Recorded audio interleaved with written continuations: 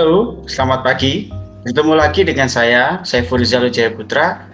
Kali ini kita akan mencoba membahas mengenai statistika bisnis satu kembali, yang mana temanya itu adalah mengenai bagaimana membuat distribusi frekuensi melalui Microsoft Excel. Oke, jadi kita akan melakukan praktik sajian data, namun karena kemarin saya sudah memberikan materinya berdasarkan praktek secara manual, kita coba menggunakan Excel sekarang. Nah, ini adalah data yang ada di materi saya. Ini adalah nilai dari mahasiswa dari mata kuliah statistika bisnis. Nah, coba kita lihat di sini ada beberapa nilai ulangan harian dalam satu tabel ini, jumlahnya 150 orang masing-masing nilainya. Nah, tugasnya adalah bagaimana menentukan nilai tertinggi, menentukan nilai terendah, cari range atau jarak gitu ya, dari angka terkecil dan terbesar. Lalu tentukanlah jumlah kelasnya, tentukan interval kelasnya, susunlah tabel frekuensi, tentukan bagian-bagian tabel frekuensi di masing-masing kelas dan buat diagram data mengenai data tersebut. Oke, kita coba buat menggunakannya langsung praktek ke Excel ya. Nah, pertama-tama coba kita copy dulu data ini ke Excel. Oke, kita copy semuanya. Kita buka Excel. Kita pindah ke sini.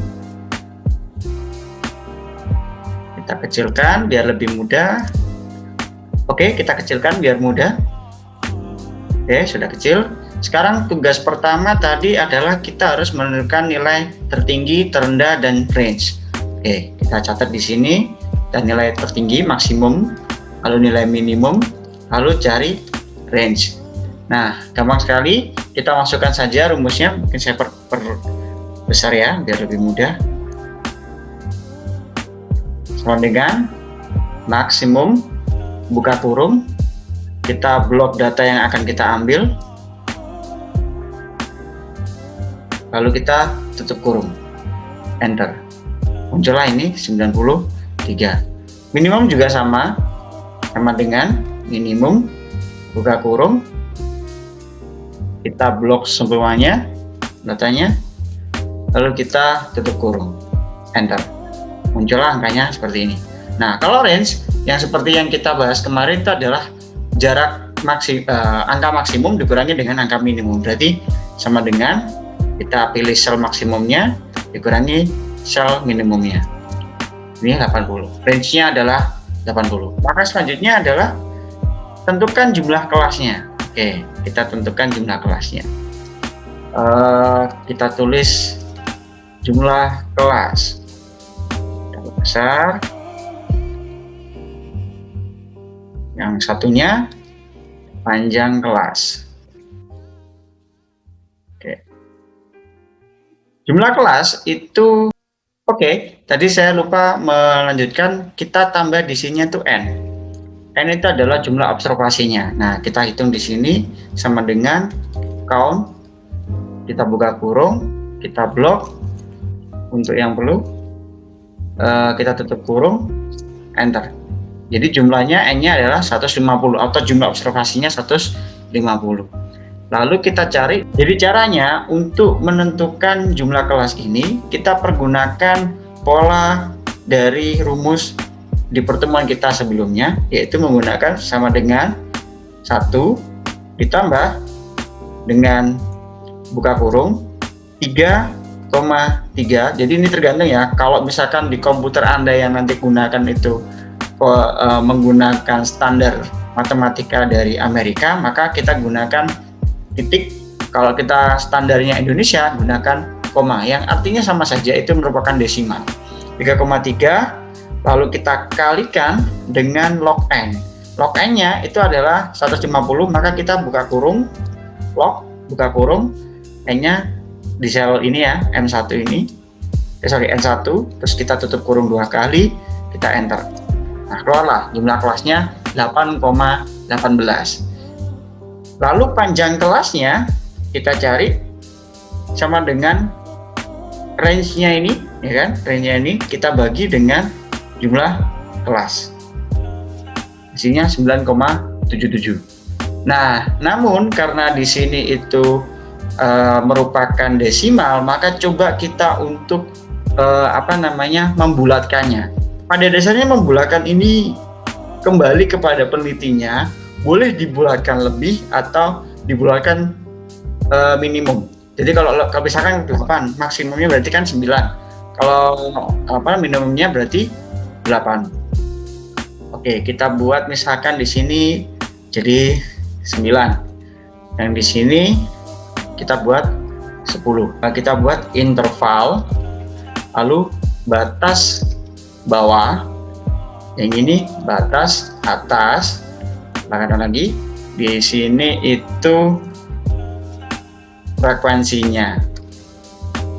Nah, kita coba perkecil lagi ya, biar lebih kita perbesar. Jadi sekian, frekuensinya juga sekian.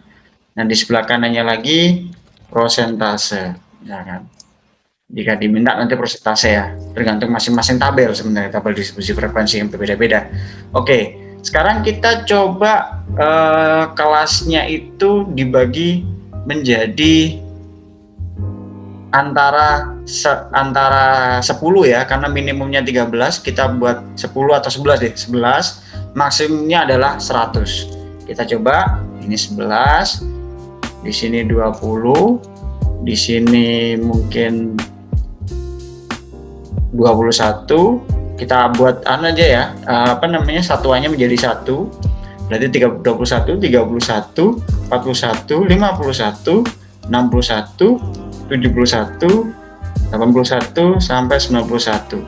Nah, ini juga sama, 30, 40, 50, 60, 70, 80, 90 sampai 100. Nah, jumlahnya ada 9 kelas. Nah, setelah kita menemukan ini, maka kita tinggal cari aja di sini. Kita blok di sini keseluruhan, di sini ya frekuensinya. Kita blok di sini. Lalu kita cari frekuensinya. Kita rumusnya di sini ya, di sebelah atas ini. Sama dengan kita tulis frekuensi. Lalu buka kurung, data array-nya itu merupakan data yang mentah tadi, data yang sebelah kiri tadi, datanya kita blok semuanya, lalu kita ketik koma, lalu bins array itu berarti kita pilih batas atasnya saja, kita pilih batas atasnya, kita blok batas atasnya, setelah itu tutup kurung. Nah, ini yang paling penting, yang harus diklik bukan enter, bukan saja enter maksudnya, tapi ada Ctrl Shift Enter. Supaya apa? Kalau misalkan Anda mengetik hanya atau menekan tombol enter, itu yang akan muncul adalah frekuensi secara kumulatif kurang dari. Sedangkan kita cari untuk yang relatif dulu ya. Kalau ini contohnya, kalau misalkan saya klik Ctrl Shift Enter. Nah, dia akan muncul frekuensi relatif. Nah, bagaimana kalau misalkan nantinya ya kita membutuhkan frekuensi secara kumulatif? Sama juga caranya. Kita blok juga di sini, misalnya ini contoh ya, misalkan kita blok, terus kita tulis di sini, di atas ini sama dengan frekuensi, lalu kita buka kurung, data array-nya yang tadi kita blok, kita klik koma, bins array-nya adalah berarti yang batas atas untuk yang kurang dari, lalu kita tutup kurung, enter.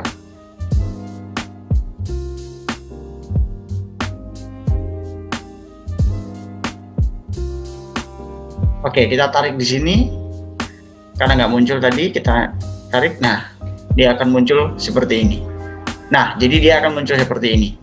Nah, berbeda ya sama yang sebelah sini ya, karena ini adalah frekuensi secara relatif, yang ini frekuensi secara kumulatif. Mungkin Anda bisa membacanya kembali di PPT yang saya berikan sebelumnya atau penjelasan saya di YouTube sebelumnya. Oke, kita hapus saja.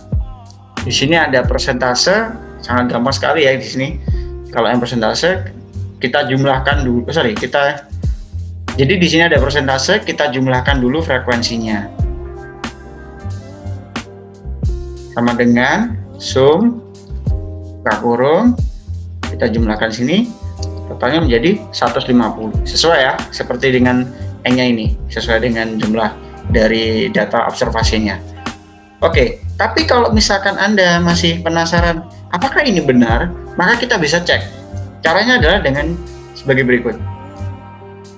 Oke, saya perbesar kembali.